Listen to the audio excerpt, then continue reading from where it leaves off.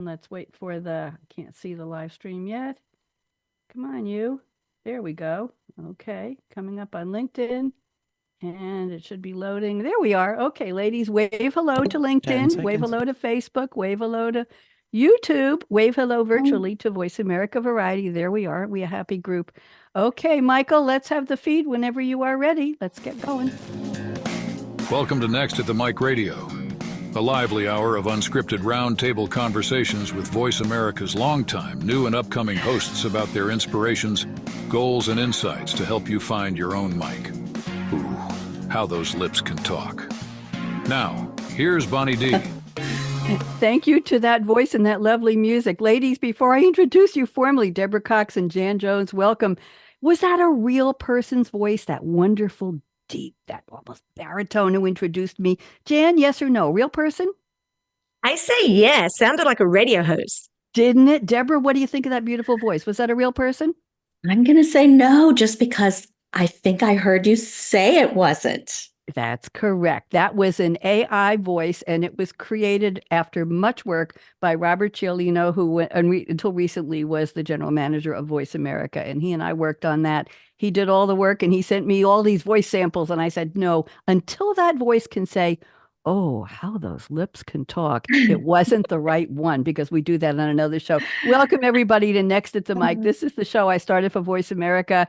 Oh, back October 31st, 2023, so long ago, to talk about radio. Why do we do it? What are the joys and challenges of hosting live radio?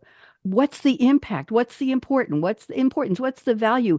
And what's the future? Will we still be cherishing it as a communications medium in future years, future decades, I should say? Mm-hmm. So welcome, welcome, welcome. I only invite on this show hosts at Voice America. So we're all hosts, but I'm hosting this one, and I'm happy to have these two lovely ladies with me. I have never met them until about 18 minutes ago, but I have their bio, so I know a little bit about them. By the way, today is May 21st. It's the 142nd day of 2024 in the Gregorian calendar. 224 days left, the 21st Tuesday, and nobody really cares about that except me.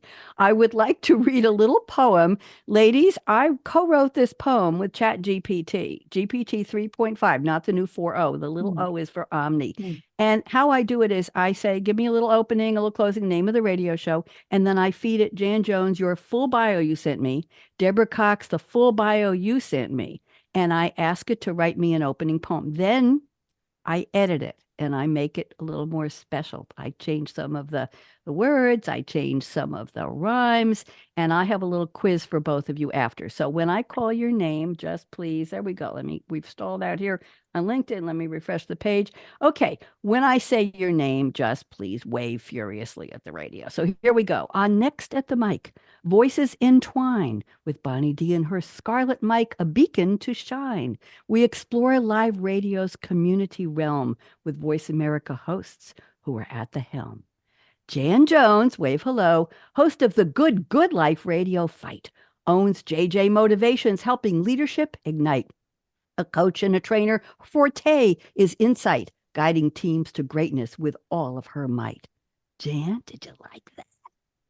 I rent these poems out. We'll negotiate a few later. I love that. Deborah Cox, psychologist with wisdom's might, hosts ReConceive Radio with a mental health spotlight. She makes art as her own therapy, creating multimedia collages for all to see. I hope you like that, Deborah. Love it. So please join our journey sincere on Next at the Mic. We explore the radio impact loud and clear. Ladies, what'd you think? Cool?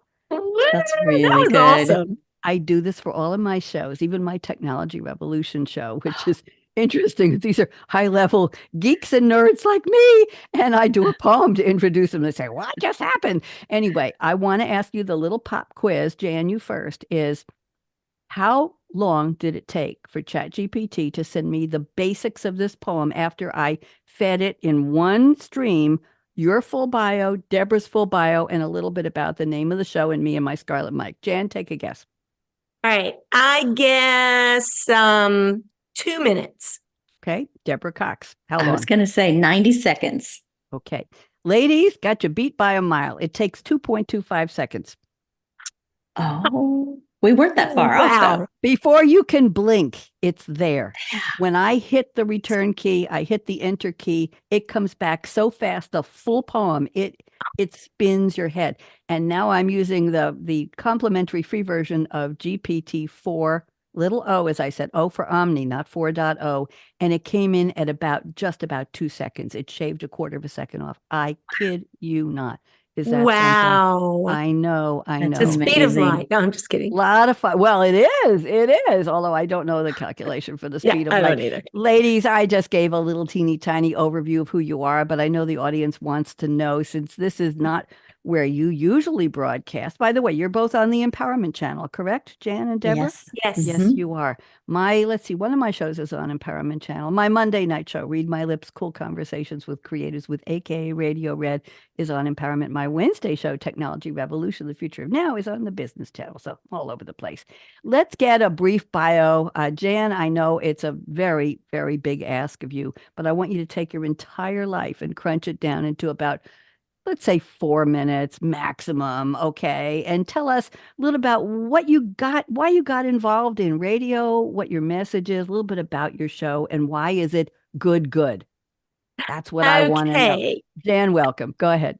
Well, thank you, Bonnie D. I'm going to do my best. So I'll start with why is it good? The good life really is about hope, inspiration, and making it through the challenges and the tough seasons that life can throw at us. But knowing that it really is a blessing to be alive. And I love to equip people with skills, new perspectives on communication, trust, their own talents, their own strengths. I mean, this is what I do professionally. I really like to think of it in tiers, like equipping people with some extra self-awareness, and then going out into some social awareness, and then a level of spiritual awareness that I like to interweave into my shows.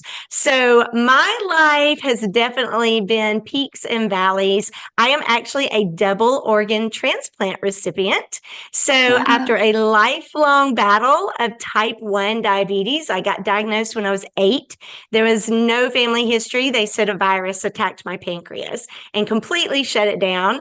And as I got older, I started having some major complications, major eye surgeries, neuropathy in my limbs. I almost lost a foot. I mean, all kinds of things that healthcare and the good Lord have brought me through. And then I went into renal failure. And from there, I waited on that wait list, facing my own mortality square in the face. So when I say peaks and valleys, I've been through some deep valleys, but I did receive that call and they had a match. And not only did I receive a kidney that saved my life, but I also received a new pancreas. So I now have a pancreas that produces insulin. It is pure miracle healing. There's no cure for type 1 diabetes. And I mean, I just celebrated my 13th year anniversary since my double organ transplant. So I think that my personal journey, my professional journey, it just led me straight into this amazing venue of radio, internet radio. Jan, you are the poster woman, poster person for joy and happiness. Do you agree, Deborah? Look at her. I Look at that know. smile and the I know. exuberance, the life in your voice. Jan, so happy to have you here. Thank you. I'm so thrilled to be here. I'm saying that so deep, I'm almost crying. Yeah, Oh. that I'm glad. I'm glad that it all worked out for you, and we're delighted on so many levels that you're here and that you're talking about it. And thank you. I think a lot of people have similar journeys that don't work out so well or do work out so well, but we don't always hear about those. We just take people at face value, don't we? Oh, she's pretty. Oh, he's good looking. Oh, I like his shirt. Oh, I like her car. Oh, I like their shoes. We don't know what's behind all of that, do we? Right. Unless we ask. And I always, Yeah. you know something, ladies, on all of my radio shows, I ask my guests to send me a bio. And a lot of people think a bio is a brochure for their company. I have an attorney coming on in 2 weeks, and she sent me a list of every practice area she's in and where her office is located. I wrote back and I said, with all due respect, we want to know who you are, the person. Why did you get into law? What were your Mhm. previous roles? Why did you form your law firm? What attracted you? What are you doing with technology? I said, would you please send me a bio about a real person? And Jan, you just gave us a Mm. bio about a very real person. So thank you. Thank you for trusting the medium of radio to carry your message, which is what we're doing right now. Thank you, dear. Well, thank you, Love Bunny you. D. That smile, you just, I don't know. If the sun went down outside here, the room would still be lit up with Jan Jones. And now, Deborah Cox, I'm so delighted to have you, and I appreciate your being here. Would you please tell us your story? Who are you? I'm putting you on speaker view. Deborah, welcome. Sure, sure.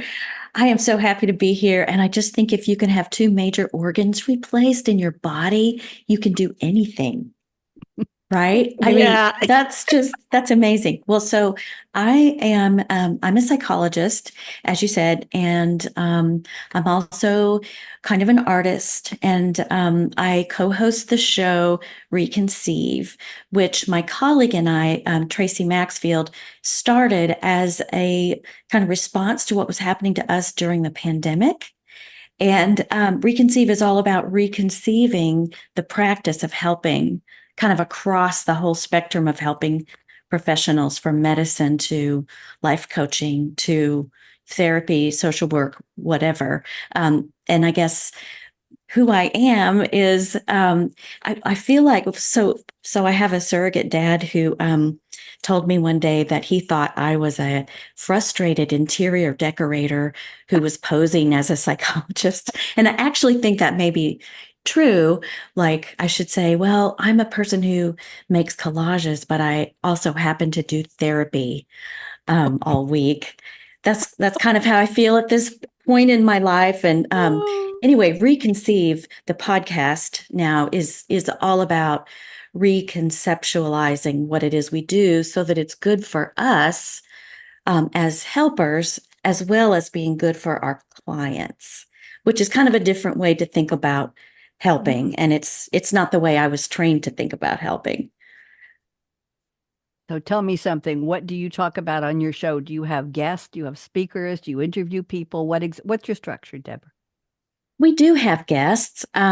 We talk to other practitioners who are Mm-hmm. making it out there in some in private practice and some in institutions. And, a big part of what we were hearing in 2020 and 21 and 22 was just this isolation and loneliness, which is going to be a theme of, what I'm going to say today about radio. But um, lots of therapists out there working behind closed doors, which we all do, and feeling really isolated and just kind of overwhelmed too, because the problems were more. The problems became more intense. And the things that we were seeing in children were things that we used to only see in adults. And, so things got more serious, more amplified during that stretch of a couple of years. And we got really burned out. I have a question for you. The difference between a coach, a counselor, a psychotherapist, a psychiatrist. Do you care to enlighten us a little bit? I know there's a spectrum. I recently did a show on my Technology Revolution, the Future of Now show, Deborah and Jan, about the future of coaching. We're talking about professional and corporate coaching, the future of coaching and artificial intelligence. And I asked one of my guests, how do you know what you need? How do you know what you need in terms of the professional qualifications? When do you need a coach? Do they need to be certified? When do you need an LCSW? When do you need a CSW? When do you need a PhD? When do you need an MD? And he went through a whole list. The one that we remember is he started with, if you're not sure who you are and things are not going really well, call 911. He started at that, and then he came down the scale from there. Deborah, can you just shed a little insight on what you do in that line of different variations? That's really a great question. It's like a forest of possibilities when you go to look for some help. But I guess to start with myself as a psychologist, we're trained clinically, so we are trained to look at disorders. But I'm a counseling psychologist, and so in my particular training background, we were trained to look at systems, so families, relationships, And so we would tend to not look at the individual with their problem. We would tend to look at everything relationally and culturally. So there's a context behind you, like if you are anxious, there's a bigger reason than just you being anxious. But psychiatry tends to be more clinical than that. It tends to kind of look at the symptoms and prescribe medicine. I can't do that. Then you've got social workers and counselors and couple and family therapists, and all of us doing different kinds of therapy, usually. And then you have coaches. And I think maybe Jan, you can speak to this. Coaches don't call themselves doing therapy. They don't use the word therapy. You're shaking your No, head. we do not.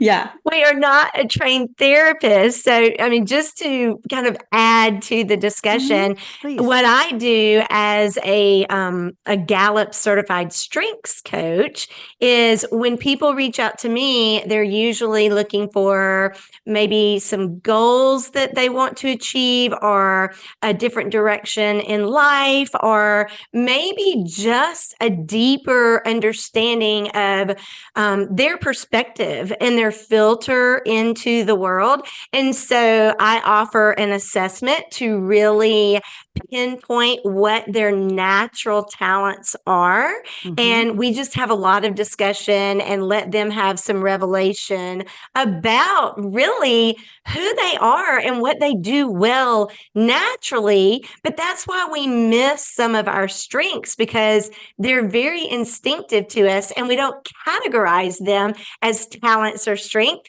because they're pretty natural. So when we really can be intentional with what is already very natural to us, it just helps our abilities be limitless. Thank you. Nice.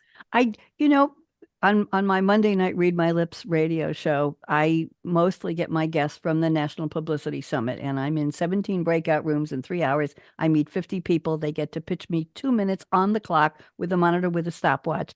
I speed book 38 to 40 of those 55 people in 3 hours. And it's basically, okay, Jan, are you available on May 21st? And then Deborah's next. Deborah, are you available on that day too? And I book you. And I don't put them together for any reason. But this was wonderful because I asked Deborah, the psychologist, and we have Jan Jones, the coach. And you both came as bookends to that part of the conversation, my question. Yeah. But sometimes what's interesting, talk about, you haven't brought this up, but the word synchronicity. I had 3 guests on last night who had so many threads into their lives. They had only met each other at the summit, and I happened to book them on the same night. And they said, Bonnie, your audience is not going to believe that you didn't pick the 3 of us to be together, because there were so many things, the way they felt, the way that it's a creativity show. We talk about creativity, what they had done in their lives, how they approached creativity, all kinds of things. And we just kept, the eyes were popping and saying, wait a minute, you too?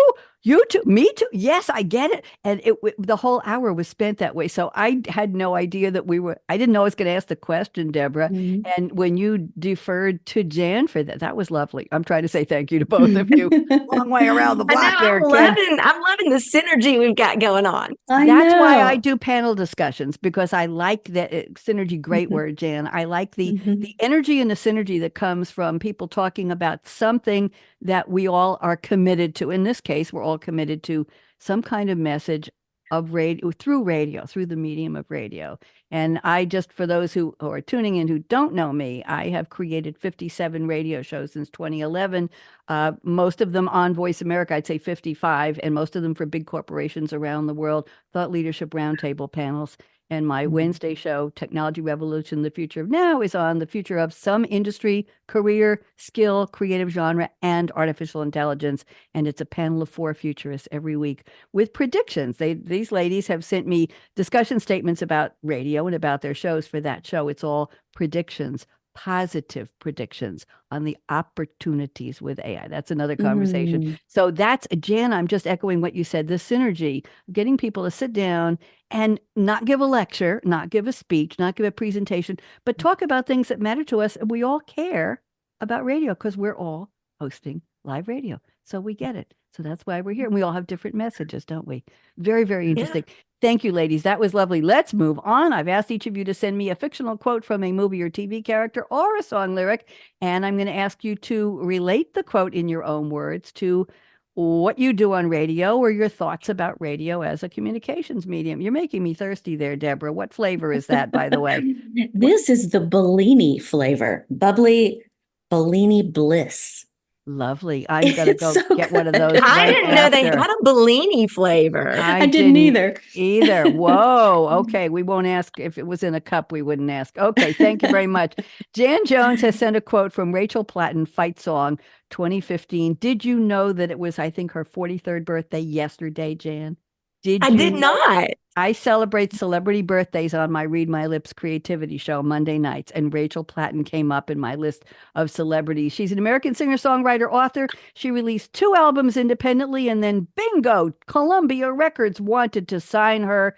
Fight Song peaked at number 6 on the U.S. Billboard Hot 100. It topped the charts in the U.K. It made the top 10 worldwide. It sold 6 million copies in the U.S. It went 6 times platinum, and it was co-written by Platten and Dave Bassett. She performed it for the first time at the 2015 Radio Disney Music Awards, and she performed a duet with Taylor Swift in her Taylor Swift has been alive that long. She had a 1989 world tour in Philadelphia on June 13th, 2015, and on and on and on. The show has been featured on The Voice, Dancing with the Stars. It's been in ads for Ford cars. It was the first trailer on the series Supergirl. It was in the episode How an A-Hole Stole Christmas from Pretty Little Liars. Oh my goodness, songs everywhere. We love it. Here's the line Jan has picked. My power's turned on. Starting right now, I'll be strong. Oh, Jan, that's so perfect for you. Tell us how you picked it and why. Go ahead.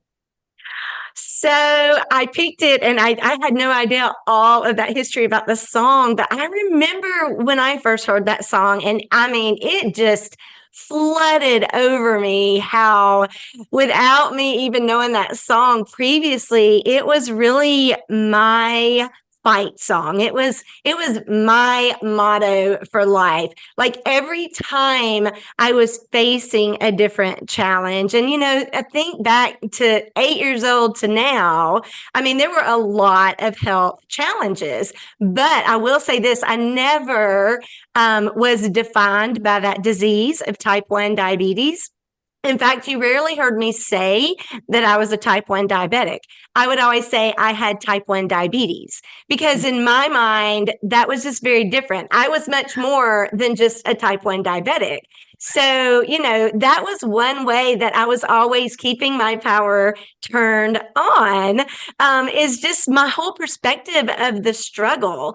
But when I heard it, and it was after I had already received my double organ transplant, but it resonated with me throughout my life. Like when the going gets tough, like you got to pump it up. You got to turn it on even more, because even when I knew that, this kidney failure could really cut my life very short, I wasn't going to go down without a fight. I was going to do every single thing my healthcare professionals were telling me to do.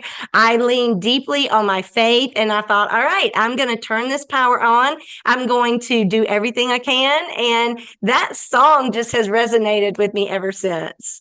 Jan, do you ever convey that song to your listeners on your radio show? Do you talk about that? I don't talk about that song specifically, but I talk a lot about strength, empowerment, perspective, like the community that lifts you up when you feel down. I talk a lot about these different components of all of us really fighting together and, winning this battle sometimes. And, I don't like to say life is always a fight, but sometimes we got to get in the ring and we got to prove what we're made of. Very well put. Thank you. I think there were some quotable moments in there. Jan Jones said on Next at the Mic, we got to paint that on a wall when nobody's looking or crochet it on a pillow. We'll take care of that. Thank you, Jan. Deborah Cox has sent a quote. Deborah, I had never seen the TV show Jane the Virgin, and based on your quote, I started watching it because I'm a big fan of what's the actress's name? Gina Rodriguez. She's in a show called Not Dead Yet, where she plays a reporter. I don't know if it got renewed, but she plays a reporter who was stuck on the obituary beat of this local newspaper. And the people she's writing about who just passed away come and visit her as though they're next to her, but nobody can see them except her. Oh. And they advise her on her romances and her life and her job and all of that. It's a ride. So I like the comedian and actress Gina Rodriguez. And then you sent this to me and I said, what? She stars in Jane. So anyway, the quote I'm going to read is Rogelio de la Vega, played by Jamie Camille.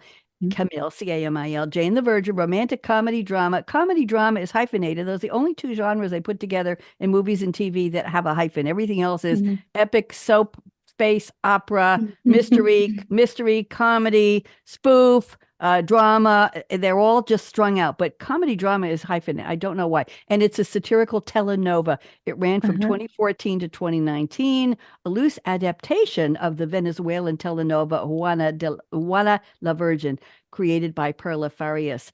Gina Rodriguez stars as Jane Gloriana Villanueva, and they say it very fast, and you have no idea what they're saying. She's a devout 23-year-old Latina virgin. I'm not supposed to say that word. I don't know. I don't Voice America let it. Who becomes pregnant after an accidental artificial insemination by her gynecologist, who walked into the room with the insemination. And I heard her. I watched that scene, and she said, "I'm here for your insemination." But Jane didn't hear her say that. The audience heard her say that. She never said, "What? No, wrong room." She just said, "Okay," and lay back. Anyway, blah, blah, blah. It parodies common tropes and devices in Latin American telenovela. She won the Best Actress TV Series, Musical, or Comedy at the 72nd Golden Globes, and the show won a 2014 Peabody Award and was an AFI, American Film Institute, Top 10 TV program of 2014. And interestingly enough, once she was no longer a starting with season 3, episode 4, they crossed that word out in the title on the screen. And they changed the title card to something else for each episode because she was no longer one of those. So here's the quote from Rogelio, okay? And I hope I'm saying his name right. "Don't worry. I believe in you almost as much as I believe in myself." Deborah, what does this got to do with anything? Go ahead. Well, I just love his character. The character Rogelio de la Vega is the star, the telenovela star, and he wants to be known, and he loves to be recognized in public, and he wants to be more and more famous. But at the same time, even though he can come across as arrogant, he's super down to earth and very loving and very relational. And he's just super quotable too, because he offers sage advice in these moments where, everything is just super silly. And you think, well, he's not gonna get this, but he does. He's super relational. So here he's saying, "I believe in you almost as much as I believe in myself. And I really believe in myself." Very cool. And how does this relate to your work on the radio, Deborah? Well, so actually, one of the things that my colleague and co-host Tracy Maxfield has been helping me learn is that for a therapy session to go well, it really needs to be as healing for the therapist, the clinician, as the client. And that is a radical idea. Now, his work, he's licensed very differently. He does body work. I call him a body psychotherapist. He deals with pain, chronic pain. People come in with, injuries and chronic pain they don't understand, and they're limited mobility. Usually that's how they find him. And he tracks emotion in the body, stuck emotion, and he treats it. So he does what I do, but he goes in through the back door. I go in through the front door, or maybe I'm going through the back door. I don't know. But anyway, that's his idea, is that what we do is so stressful and can be just super overwhelming. We need to be thinking of it as an opportunity to do something that's going to be healing for us too, or the client won't get as much as they could otherwise get. So I've gotten trained in Reiki. I don't know if you guys are familiar with Reiki, but it's something I would have maybe scoffed at about 10 years ago. And now I'm a believer, and I get regular Reiki. But one of the things I've learned is it's like a meditation practice that helps you connect with the energy of the earth. That's the energy that's in the ground. And so I can actually feel it when I'm in session. If I'm tuned in with the soles of my feet on the floor, I can think about the wood floors and the basement and then the concrete foundation of this old house and then the ground under there. And I can actually feel the earth's energy and I can transmit that. I'm more alive in the room with my person. If I'm feeling that for myself. Does that make sense? It does. Jan, it makes sense to you because it does to me. What do you, Jan, any comments? Go ahead. Yes, no, I think it's fascinating. Something that my husband and I talk a lot about is just the hustle, the bustle. Everybody is just in such a rush these days. It feels that way. And, the way you're describing that, I was already just like, yeah, and it reminds me of what I often tell people is being in a moment. Not thinking too Yes. far ahead and not reliving the Right past, now. so Yeah. much, Right but now. being here and being Yeah. present. And it can make all the Right. difference in interactions and relationships and your own experience in those moments. Yeah, And absolutely. Deborah, when you said that, I put my feet flat on the ground and I felt the floor. Did I you? I Yeah. recently went through Shirzad Shamin's Positive Intelligence course, which is Oh, 7 weeks of videos and coaching. And a woman who's been on my radio shows many times is a positive intelligence coach, and she gifted me the course. And it was 7 weeks, and we met every Friday for a half hour to an hour to talk about that week. But what he does is it's a lot of it is mindfulness, but he talks about the saboteurs that are robbing us of being present, Jan and Deborah, that are taking us out of being here now, that are yes. basically haunting. Do we need to have everything perfect? Do we need to be in control? Are we type A's? What are we Right. doing? And you deal with each of these saboteurs. Each week is a 1 hour video that drops on Saturday. It's all done on an app, but he divides it up into 2 to 3 minute segments. So you can have as much or little as you want without having to say, oh God, I gotta go up an hour on Saturday. You listen to little bits and pieces of it, but you want to anyway. So one of the exercises I'm trying to get around this, Deborah, is that one of it's called PQ reps. They have a PQ gym, positive quotient, positive intelligence. You put your feet on the floor and you see how many of your toes are actually feeling the floor and what do you feel on the Oh, floor, being present. And then you take your fingers and you touch your fingertips of two fingers and you feel that he calls them the ridges on the tip of a finger. And then you run one hand down the other and feel all the sensations as you travel one hand down the other. It's amazing what you will feel. I had never experienced it. Tickles, but it's an interesting thing. And this is all for calming and mindful and being present.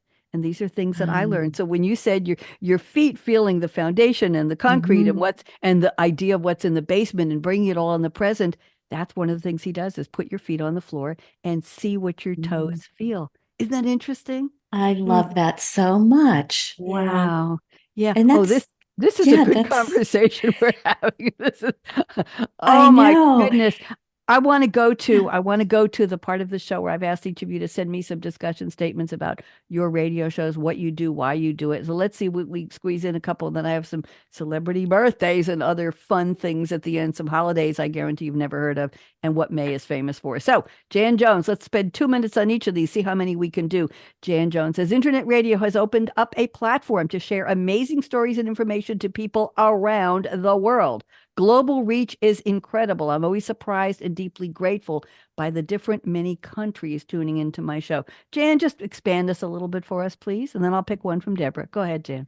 Yeah. So, just when I embarked on this amazing adventure of internet radio, I really had no expectations about how this was going to go and what it was going to reach. I'm just all for, seizing the opportunities that open before me. And to see that, there are people all across this great country, but then all around the world, from Switzerland to Japan to Bangalore to, I mean, you name it, Australia. There are all these countries. And I'm like, how did they find little old me on the good life?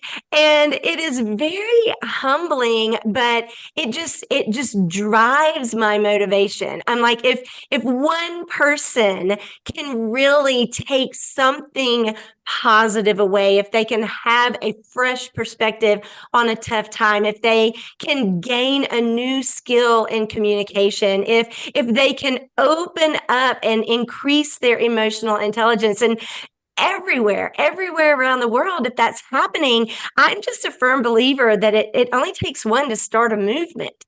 And we can start these movements of just unity and health and mindfulness and kindness. I'm huge on kindness and, paying it forward and counting our blessings. I mean, I could go on and on about what I hope my little show is instilling in others. And it blows my mind that there are people around the world that listen and tune in. And I am so grateful for the listeners.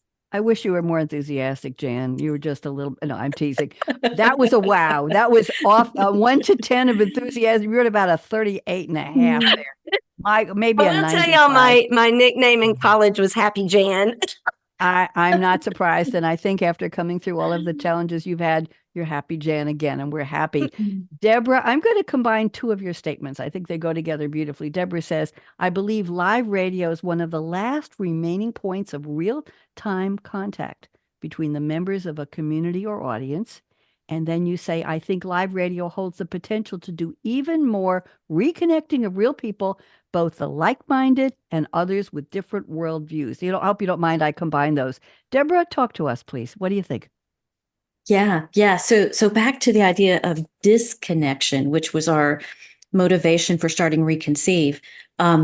You can find these areas of disconnection in every part of at least American culture. I know that this is not the same all over the world, but it is becoming more globally.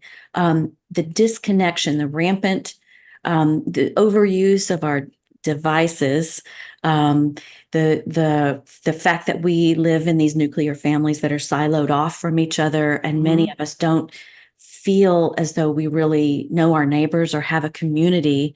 There's so much that used to be a shared collective experience that's now really such an individual experience. And loneliness, as you both know, I'm sure, is an epidemic, and shortens the lifespan.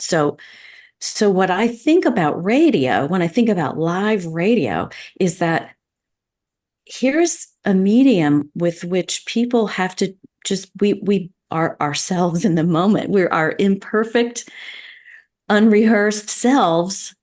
So you're hearing us speak our vulnerabilities, and in a way it's like play, because there's spontaneity to it.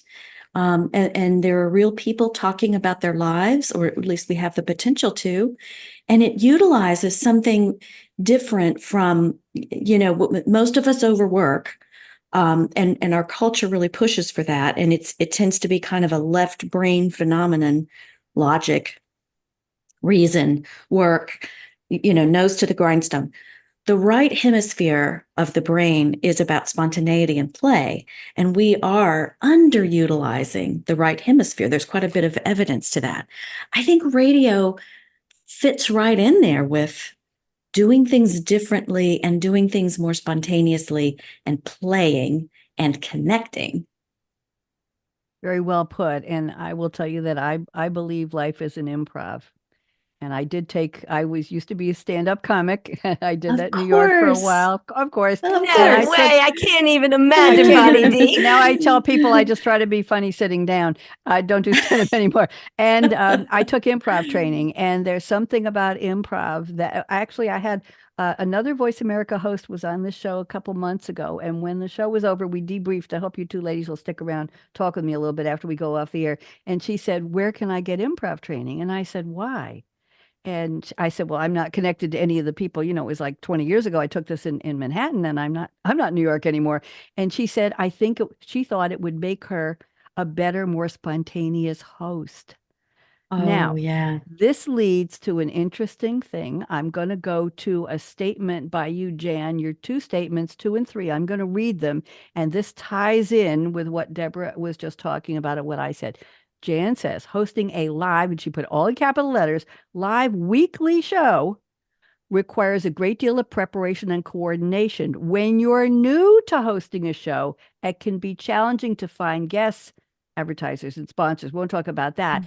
But the point is, there are joys. We've talked about the joys, but there are challenges. We just don't sit down with a script and somebody hands us a guest and says, "Here you go." There's all kinds of prep. Why don't you talk a little bit about that part of hosting live radio and why you enjoy that part, Jan? I hope you do. Go ahead. Yes, I actually love it. I develop a lot of training workshops. So, development is something I really enjoy, researching certain topics, things like that, tailoring it to people. But this is an audience that is very wide and vast. And I want my show to be appealing to everyone in every walk of life, every stage of life. Much like Deborah said, just bringing people together, whether you're like-minded or not. So really opening at minds, but the preparation really is for me, which I do love. It's thinking about, okay, what do I want to talk about this week? Particularly if I do not have a guest. I love having the guest, but sometimes I don't have one. And so that's all me for an hour live.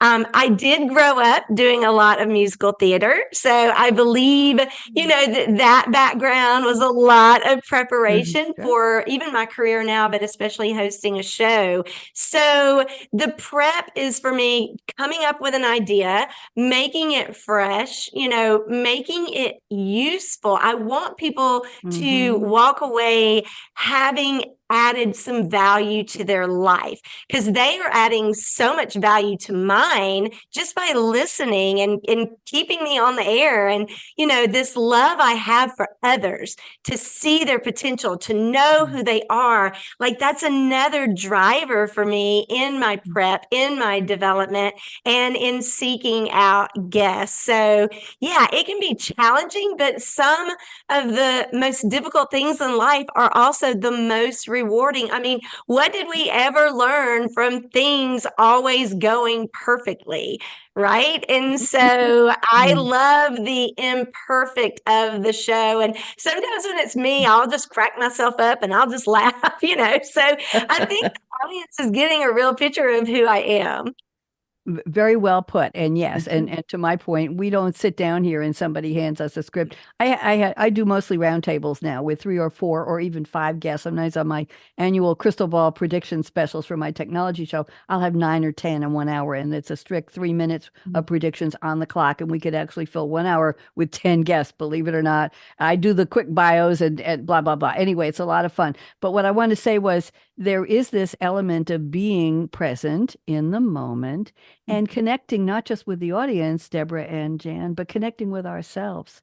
I did not Yeah. rehearse what I'm Yes. going to Yeah. say. I've never met the two of you before. I have your bios and your statements, and I'm picking and choosing right now, improv, what Yeah. I pick and what I say about it. And you are off the cuff. You know what you sent me, but you are just creating your responses on the fly.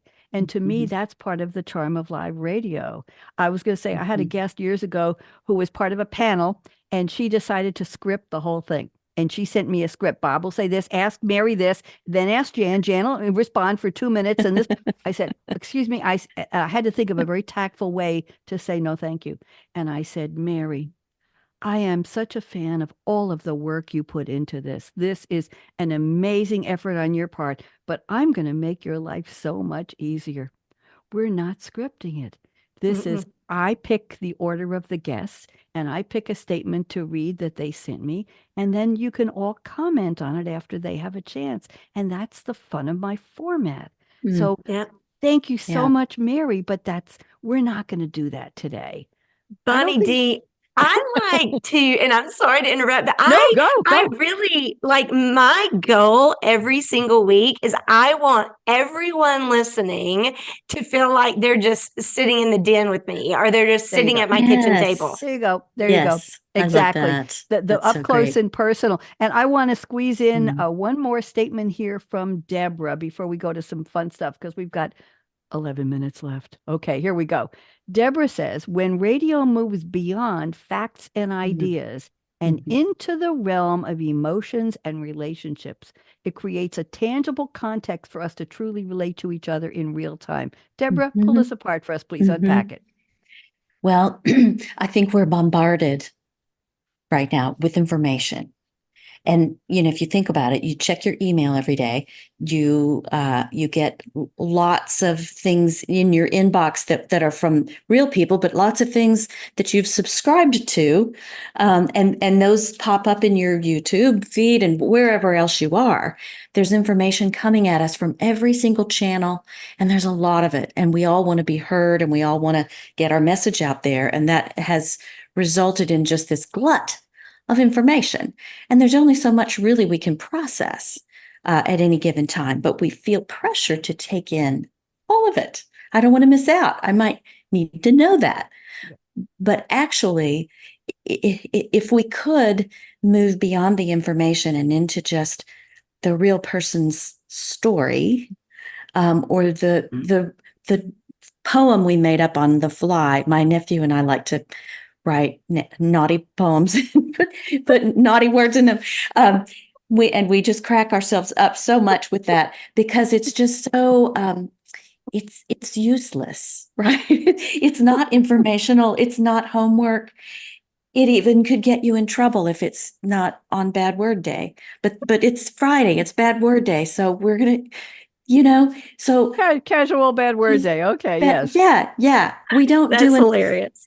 rebellion and uh, I guess resisting just the temptation to be over informed. Hmm. Interesting. I'll tell you a little trick I do. You're talking about emails we subscribe to, and I'm getting a lot of political emails that have nothing to do with my beliefs or what I feel, and you can't unsubscribe, so I just ignore them. But No, I keep a lot of subscriptions in my inbox, and when I open up my iPad or my phone, whatever I do first thing on a particular day, I get to go red, red, red, red, red rather than unread. I click the red button and I grab about 10 of them and then I go delete. I like having a full yeah. inbox, but I like deleting them. And I'll just look at the Mhm. headlines. Okay, I don't need to read this. Okay, no, I'm not buying. No, I don't need a Yeah. new couch. Okay, no, I don't want to know the new latest nail polish color. No, no, no, no, no. And I'll go delete, delete, delete, delete, bang, delete them. And I have Mhm. fun doing that because I don't want an inbox that only has 5 or 6 things in it. I want to, and in a way, Deborah and Jan, it makes me feel connected to the world that I am connected in that way. Uh-huh. And then I get to process Okay. those. A lot of people, once in a while, I have 1,000 people I send a state 10 emails with 98 names in each for my e-blast for my Monday creativity show every Monday morning. People say, why don't you use Constant Contact? I say, no, I want to look at those names. I want to say, yeah, that person's been listening to my show for 10 years and they haven't dropped off yet. Mhm. And they haven't died yet because their email still works. I'm sorry. So I want to look and say, yeah, this group, Jim is the first one in this group and Laura's the first, and I want to send those out. And then it's just interesting. But Yeah. it matters to me to have those connections through even something as simple as an email address. So I Mhm. want to thank you, ladies. We're not done yet. We have 7 minutes, but I've got some fun facts to share with you. So bear with me I here. love fun facts. Here we go. I got him. You came to the right place, lady. May is the month of American cheese. Be kind to animals. Better sleep. Chip your pet. Yes. Creative beginnings. Date your mate. I don't have a mate right now. Gifts from the garden. Meditation. Inventors. Photography. tennis, walking, small business, zombie awareness. It's International Drum Month. My drums are in the other room. Respect for chickens. I don't know why. Victorious women. You both come in that category. And the foods in the month of May are asparagus, anything barbecued, chocolate custard, not necessarily eaten at the same time as the barbecue. That would give me a tummy ache. Eggs, hamburgers, salad. I use turkey burgers.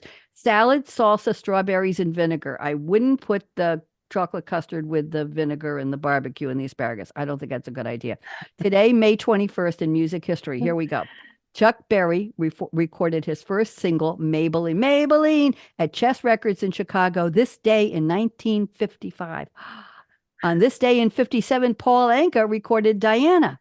On this day in 1962, D.D. Sharp recorded Gravy for My Mashed Potatoes. Do the mashed potatoes with me. In 1964, the Drifters recorded Under the Boardwalk. In 1965, 10 years into the rock era, Time magazine's cover read Rock and Roll, the sound of the 60s. In 1977, we're going ahead 12 years, Fleetwood Mac's Rumors album took #1 in the U.S. and it grabbed it away from the Eagles Hotel California. Interesting. The same day, May 21st, 1977, Stevie Wonder hit #1 in the U.S. with Sir Duke, which was a tribute to Duke Ellington, who had died in 74, 3 years earlier. In 1979, on this day, Elton John became the first Western act to tour the USSR, with the first of 8 concerts he performed in Leningrad. That's interesting. On this day, the same day, Time Magazine did a story on Rickie Lee Jones called The Duchess of Coolsville, because her debut album had a song called Coolsville, and the title stuck, Duchess of Coolsville. On 1983, May 21st, Prince's Little Red Corvette went to #6 in the U.S., his first top 10 hit on the Hot 100. The video is one of the first by a Black artist to go in rotation on MTV. In 1983, the same day, David Bowie's Let's Dance hit #1 on the U.S. chart. In 1983, the same day, what a day in history, ZZ Top released a video called Gimme All Your Lovin'. It was the first appearance of the 1933 Ford Hot Rod called Eliminator. It was Billy Gibson's 1933 Ford. The car was in 3 other ZZ Top videos, and it became associated with the band, and they built another one to go on tour. In 1992, on this day, I'm watching the clock here, Bette Midler was Johnny Carson's last guest on The Tonight Show. His final show the next night had no guests. She sang One for My Baby and One for the Road. She sang that to serenade him. And on this day in 2001, Josh Groban's career soared, took off after he played a jilted teenager on Ally McBeal season 4 finale.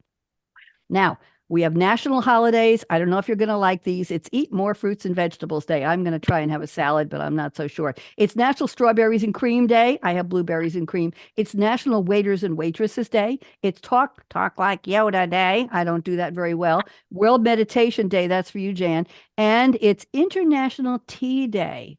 Every second, people consume 25,000 cups of tea. 2 billion cups of tea are consumed every day.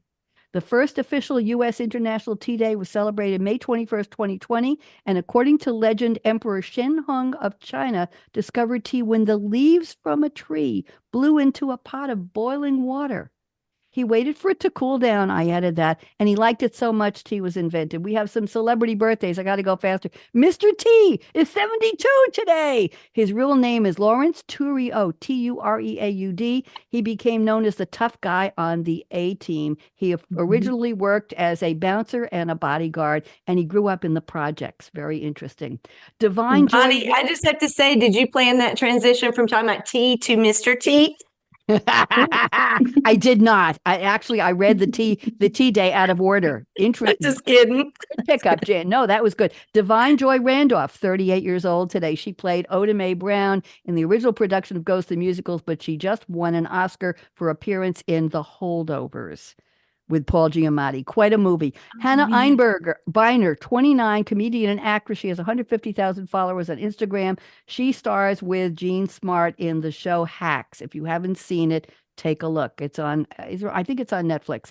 In memoriam, Notorious B.I.G., a.k.a. Smalls, Biggie Smalls, passed away. He was born this day in 72. He was gunned down. We don't want to talk about that. Okay, I have three social media, and I have 1 minute left. Zigzag is 24 years old. He has 28 million views on YouTube, ladies. 28 million views. What are we going to do about that? He posts reaction videos and challenge videos and educational videos about geography. Okay. On TikTok, Basilio Cerdan Jr. is 24. He's got 5 million followers. He forms skits and Hispanic lifestyle content. There you go. And one about his aunt going to the grocery store with coupons. And on Instagram, Kayla Itsinis, Itsins, is 33. She has 15 million followers. She's an Australian personal trainer for women, and she created the Bikini Body Training Guide and Sweat with Kayla, and she has fans all over. It's time for me to close. Ladies, in 2014, on one of my radio shows, it was Read My Lips, I guess, I had the top 10 tips for women, and I saved this, Jan. I saved my notes, actually from 2010, and the first one was Aspire to be Barbie. The biatch has everything. That's from 2014. Don't judge me, please. Okay, here we go. You're going to wave and smile. Life is short. And thank you to Michael, our engineer. Life is short. Break the rules. Forgive quickly. Yeah. Kiss slowly. Yes. Yeah. Love truly. And ladies, join me in a 1-second laugh as loud as you can. 1, 2, 3. Laugh uncontrollably and never ever regret anything that makes you smile. Here's the final. Work like you don't need the money because nobody else really cares, I don't think. Dance like no one's watching. When I taught disco in high heels, in a high school cafeteria, 150 people, everybody watched. Sing like nobody's listening and love like you've never been hurt. We've all been hurt. Get over it. Let your heart regrow, rebloom, and reblossom. Money talks, chocolate sings. And last but not least, I stole this line from a host many years ago. Thank you for turning me on. Bonnie D says, thank you to Jan Jones, Deborah Cox, and Michael and Voice America. By LinkedIn, by Facebook, by YouTube. Thank you. Don't go away. Don't go fun. away. Michael, are we out? Michael? We are out. Thank you very much. Let me stop the stream.